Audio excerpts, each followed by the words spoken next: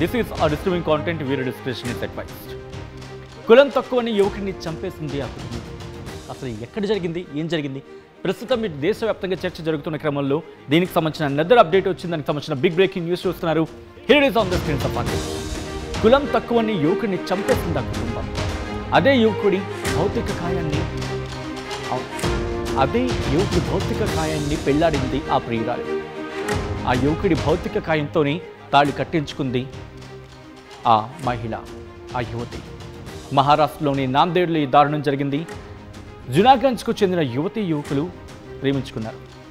ఆ ప్రేమ రోజు రోజుకి పెరుగుతూనే వచ్చింది. 3 ఏళ్ల పాటు వాళ్ళు ప్రేమించుకున్నారట.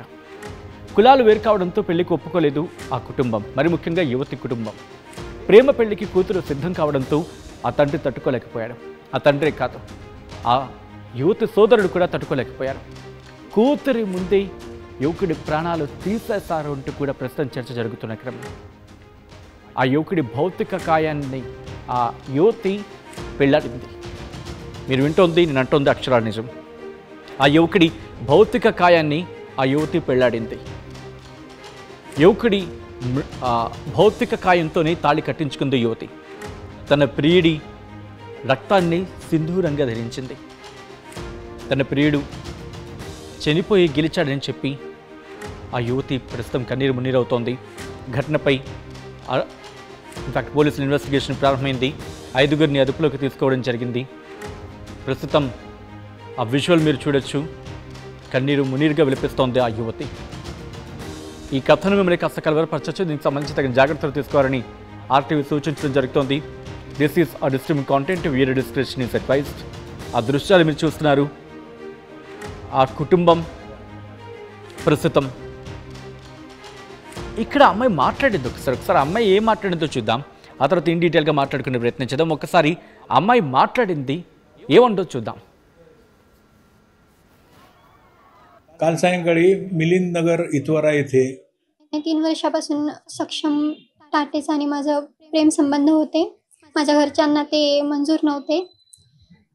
त्यासाठी त्यांनी त्याचा असा घात केला. कुणी काल कुणी त्याच्यावर म्हणजे माझे वडील गजानन मामेडवार आणि माझे 2 भाऊ हिमेश मामेडवार आणि साहिल मामेडवार. 3 वर्षापासून सक्षम टाटेचा आणि माझं प्रेम संबंध होते. माझ्या घरच्यांना ते मंजूर नव्हते. त्यासाठी त्यांनी त्याचा असा घात केला.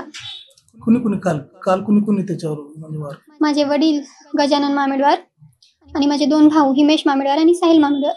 3 वर्षापासून सक्षम टाटेचा आणि माझं प्रेम संबंध होते. माझ्या घरच्यांना ते मंजूर नव्हते. त्यासाठी त्यांनी त्याचा असा घात केला. రైట్, అది ఆ యువతి చెబుతోంది. ఆ యువత ఒకటే చెప్పడం జరుగుతోంది, నా ప్రేమ గెలిచింది, నా ప్రేమికుడు గెలిచాడు అంటూ కూడా యువతి చెప్పుకొచ్చిన క్రమం. సో దాంతోపాటు ఇంకా ఏమనేది అనేది డీటెయిల్గా మాట్లాడుకునే ప్రయత్నం చేద్దాం. సో ఈ నేపథ్యంలోని ఆ యువతి మాట్లాడుకుంటూ వచ్చింది. ఆ యువకుడి మృతి ప్రస్తుతం ఆమెను తీవ్రంగా కలిచివేస్తోంది. ఈ క్రమంలోనే ఆమె మాట్లాడుతూ కొన్ని కీలకమైన వ్యాఖ్యలు చేయడం జరిగింది. మీ ఇద్దరం దాదాపు 3 ఏళ్ల పాటు ప్రేమించుకున్నాం. మా కుటుంబాలకు కూడా తెలుసు మా గురించి. అయితే ఆ అబ్బాయిది నిమ్న కులం తక్కువ అని చెప్పి మా కుటుంబం ఒప్పుకోలేదు. ఇదే విషయానికి సంబంధించి మా కుటుంబంతో మాట్లాడాడు. అయితే మా కుటుంబం ఒక ప్రతిపాదన అతని గాడి ముందు వచ్చింది. అదేంటంటే కనుక నువ్వు కనుక ఈ అమ్మాయిని పెళ్లి చేసుకోవాలంటే, ఈ యువతను పెళ్లి చేసుకోవాలనుకుంటే నువ్వు కంప్లీట్గా నీ మతాన్ని మార్చుకోవాలి, హిందూయిజాన్ని తీసుకోవాలి అనేది ఆ కుటుంబం అతగాడి ముందు ఉంచిన ప్రపోజల్ అంట. ఆ మాట అంటుంది ఎవరో కాదు, సదరు యువతి ప్రస్తుతం దీనికి సంబంధించి మాట్లాడడం జరుగుతోంది. ఇన్ఫ్యాక్ట్ తను కన్వర్ట్ అవ్వడానికి కూడా సిద్ధపడ్డాడు, తన కోసం కన్వర్ట్ అవ్వడానికి కూడా సిద్ధపడ్డాడు అంటూ కూడా ఆ యువతి చెప్పుకొచ్చింది. అయితే ఇంకొక కీలకమైన వ్యాఖ్య చేయడం జరిగింది అమ్మాయి. ఎప్పుడైతే తను సిద్ధపడ్డాడో, but at the same time ఆ కుటుంబం కూడా ఎదురు చూస్తుంది అతగాన్ని చంపేయడానికి అని చెప్పి ఆమె చెప్పుకొచ్చింది. ఉదయం మాట్లాడడం, ఆ తర్వాత వాళ్ళ కుటుంబీకులని లేకపోతే వాళ్ళ బంధువుల్ని దిగబడ్డానికి ఆ అబ్బాయి వెళ్ళాడు. వెళ్ళిన తర్వాత ఆ అబ్బాయి చచ్చిపోయిన విషయం కూడా నాకు తెలియదు. ఎప్పుడైతే మరుసటి రోజు పేపర్లలో ఈ వార్త వచ్చిందో ఎవరో ఒక వ్యక్తి వచ్చి నాకు చెప్పారు, సక్షం ఇక లేడు, సక్షం చచ్చిపోయాడని చెప్పి. అప్పుడు వెంటనే నా సోదరులను పోలీస్ స్టేషన్కి తీసుకెళ్లారా ఉదయం. తీసుకెళ్ళి సక్షంకు వ్యతిరేకంగా కేసు పెట్టాలనుకున్నారు. దానికి నేను ఒప్పుకోలేదు.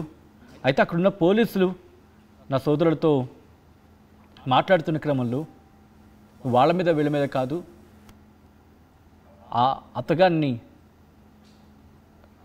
ఫ్యాబ్రికేటింగ్ కేసెస్ కాదు, వాడిని ఎందుకు నువ్వు చంపవనే అర్థం వచ్చేలా వాళ్ళు మాట్లాడాలంటూ కూడా యువత చెప్పుకొచ్చింది. అంటే మనం సాధారణంగా చూస్తూ ఉంటాం కదా, ఈ పరువు హత్యల గురించి మాట్లాడుకునే క్రమంలో నీకు దమ్ము ఉంటే, నీకు సత్తా ఉంటే నువ్వు ముందాన్ని చంపిరా అని చెప్పి డైలాగులు వింటూ ఉంటాం కదా. సో ఇటువంటి కాన్వర్సేషన్ పోలీస్ స్టేషన్లో కూడా జరిగిందని చెప్పి సదరు యువతి చెప్పుకొచ్చింది. దాన్ని చాలా సీరియస్గా తీసుకున్నాడు వాళ్ళ సోదరుడు, మరి ముఖ్యంగా చిన్న తమ్ముడు అనుకుంటా. ఆ అమ్మాయి చెప్పిన మాటల ప్రకారం చాలా సీరియస్గా తీసుకున్నాడు. ఒక ప్రతిష్టగా తీసుకున్నాడు దాన్ని. ప్రతిష్ట కూడా దాన్ని ఏదో అంటూ ఉంటాం కదా, చాలా సీరియస్గా తీసుకున్నాడు. ఏదో తన పరువుకి సంబంధించింది అన్నట్టుగా అదే అర్థం వచ్చేలా, అటువంటి అర్థం వచ్చేలా దాన్ని చాలా సీరియస్గా తీసుకున్నాడు. వెళ్ళి చంపేశాడంటూ కూడా ఆ కుటుంబం చంపేసిందని చెప్పి ప్రస్తుతం ఆ యువతి రోధిస్తోంది. అతగాడి ఇక్కడ లేడని తెలిసిన తర్వాత కన్నీరు మున్నీరుగా విలిపిస్తున్న విజువల్స్ మీరు చూడడం జరుగుతోంది. మహారాష్ట్రలో ఈ దారుణం చోటు చేసుకుంది. ఆ దృశ్యాలు మీరు చూడొచ్చు. అక్కడికి వెళ్ళి అతగాడి రక్తాన్ని సింధూరంగా దిద్దుకుంది అంటూ కూడా అక్కడ మాట్లాడుకుంటున్న క్రమం ఈ దృశ్యాలు చూడొచ్చు. అతగాడి భౌతికాయం దగ్గర ఆ భౌతికాయాన్ని మేము చూపించలేకపోతున్నాం. ప్రస్తుతం ఆ అమ్మాయి కూర్చుంది అతగాడి భౌతిక కాయం దగ్గరే, బోరున విలిపిస్తోంది. ఎటువంటి చావైతే నా ప్రియుడు, ఎటువంటి చావైతే నా ప్రియుడిని ఎలాగైతే చంపారు, నా కుటుంబాన్ని కూడా అలాగే చంపాలి, నా తండ్రిని, నా సోదరుని కూడా అలాగే చంపాలి అని చెప్పి ప్రస్తుతం ఆ యువతి కన్నీరు మున్నీరుగా విలిపిస్తూ ఆ కుటుంబానికి అతి కఠినంగా శిక్షించాలని చెప్పి డిమాండ్ చేస్తోంది. ప్రస్తుతం ఈ వార్త, ఈ కథనం ఇటు దేశవ్యాప్తంగా సంచలనంగా మారింది. ఒక కుటుంబం ఇంతటి దారుణానికి పాల్పడుతుందా? పెళ్ళి ఇష్టం లేకపోతే వాళ్ళకు, ఎందుకంటే మేజర్లు వాళ్ళు, ఇప్పుడు మేజర్లు అనే మాట వినిపిస్తుంది కాబట్టి వాళ్ళ బ్రతుకు వాళ్ళకి బతికే హక్కు ఉంటుంది. ఇష్టం లేదనుకుంటే మీరు దూరంగా ఉంచు. అఫ్కోర్స్ ఈ మాట మీరు ఈజీగా అనేస్తారని చెప్పి, బట్ మీకు మీ అమ్మాయి బతుకు ఎంత ముఖ్యమో అంతకన్నా ముఖ్యం ప్రాణం. మీ పరువుకి ఒక ప్రాణం బలైపోవడం అనేది మీరు సిగ్గుపడాలి. ఒక మనిషి ప్రాణం తీసే హక్కు ఎవరికీ లేదు. ఒకవేళ వాళ్ళు ప్రేమించుకున్నారు, మహా అయితే ఏం చేస్తారు? ఒక్కసారి ఆలోచించే ప్రయత్నం చేయండి. చంపేస్తే మీ పగ తీరిపోతుందా? అయిపోతుందా? ధైర్యం చెప్పే ప్రయత్నం చేయండి. లేదు, ఒకవేళ ప్రేమించారు, పెళ్లి చేసుకున్నారు, అమ్మాయి కష్టం వస్తే తిరిగి ఇంటికి వచ్చాయి, ఇలా ఉంటుంది, నేను దన్నుగా ఉంటా, ఈ ధైర్యం ఇస్తే వాళ్ళు ఎదుగుతారు. లేదమ్మా, ఫలానా వ్యక్తి మంచివాడు కాదు, ఆలోచించు, వెయిట్ చెయ్యు. ఒకవేళ మీకు మంచివాడు కాదని తెలుసు, కానీ ప్రేమ అదో మైకం, అది అంతే, దాన్ని ఎవ్వడు ఏమీ చేయలేడు. అది ఉన్నవాడు, దాంట్లో కెళ్ళినవాడు, దాంట్లో దిగినోడు, దాంట్లో దూకినోడు, దాంట్లో మునుగునోడు మాత్రమే తెలుస్తుంది. అది మైకం అంతే. పెద్దవాళ్ళ మాట వినిపించుకోరు, నిర్మోహమాటంగా ఎవరున్నా సరే ఎక్కడో చోట వినిపించుకొని ఉండొచ్చు కాక, బట్ వాళ్ళకి అర్థమయ్యేలా వాళ్ళలోకి వెళ్ళిపోయి వాళ్ళకి నచ్చ చెప్పగలిగితే వాళ్ళు ఆటోమేటిక్గా బయటపడతారు దాని నుంచి.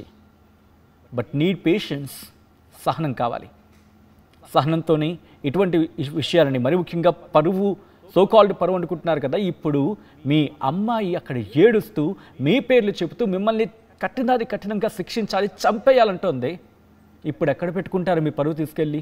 ఏ మంచం కింద దాక్కొని పెడతారు చెప్పండి? ఇది పరువా?